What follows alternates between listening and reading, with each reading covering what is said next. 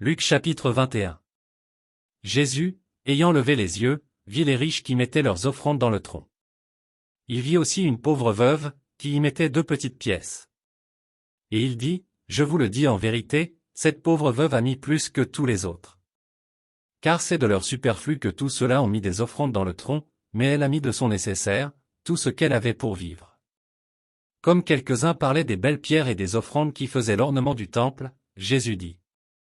Les jours viendront où, de ce que vous voyez, il ne restera pas pierre sur pierre qui ne soit renversée.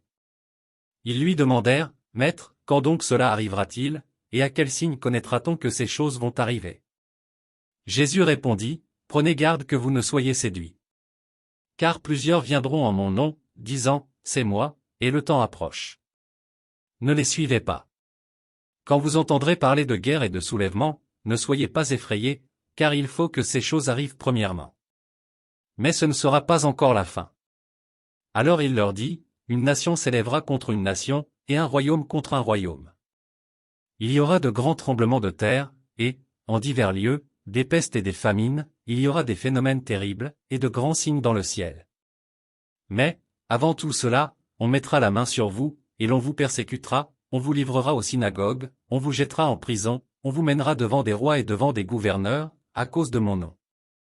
Cela vous arrivera pour que vous serviez de témoignage. Mettez-vous donc dans l'esprit de ne pas préméditer votre défense. Car je vous donnerai une bouche et une sagesse à laquelle tous vos adversaires ne pourront résister ou contredire. Vous serez livrés même par vos parents, par vos frères, par vos proches et par vos amis, et ils feront mourir plusieurs d'entre vous. Vous serez haïs de tous, à cause de mon nom. Mais il ne se perdra pas un cheveu de votre tête. Par votre persévérance vous sauverez vos âmes. Lorsque vous verrez Jérusalem investie par des armées, sachez alors que sa désolation est proche. Alors, que ceux qui seront en Judée fuient dans les montagnes, que ceux qui seront au milieu de Jérusalem en sortent, et que ceux qui seront dans les champs n'entrent pas dans la ville. Car ce seront des jours de vengeance, pour l'accomplissement de tout ce qui est écrit. Malheur aux femmes qui seront enceintes et à celles qui allaiteront en ces jours-là. Car il y aura une grande détresse dans le pays, et de la colère contre ce peuple.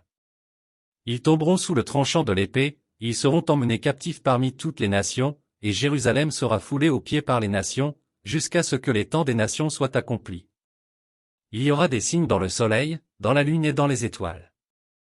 Et sur la terre, il y aura de l'angoisse chez les nations qui ne sauront que faire, au bruit de la mer et des flots. Les hommes rendant l'âme de terreur dans l'attente de ce qui surviendra pour la terre, car les puissances des cieux seront ébranlées.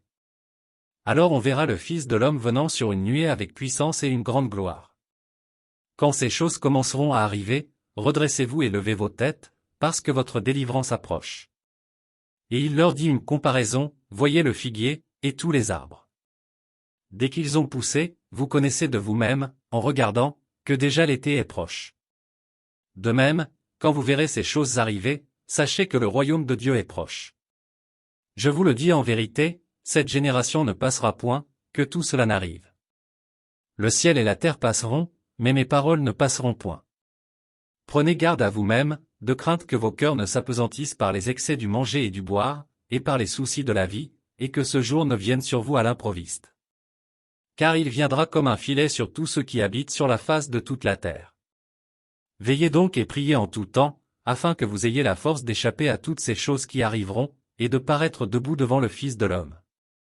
Pendant le jour, Jésus enseignait dans le temple, et il allait passer la nuit à la montagne appelée montagne des Oliviers. Et tout le peuple, dès le matin, se rendait vers lui dans le temple pour l'écouter.